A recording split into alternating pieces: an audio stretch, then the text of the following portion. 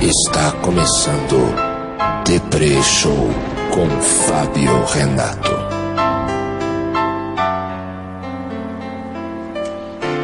Bom dia. São 4h40 da manhã. Sou Fábio Renato. E está começando mais um Deprê Show. Atrasado.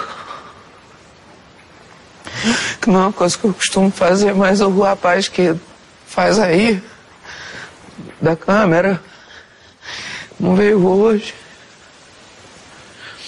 Tá chovendo. Mas ele também não ligou para falar que não veio. Ele podia ligar, podia falar lá que não vem, mas... Eu não sei se ele tá bem, sabe? Tá chovendo muito lá. Eu não quero sair.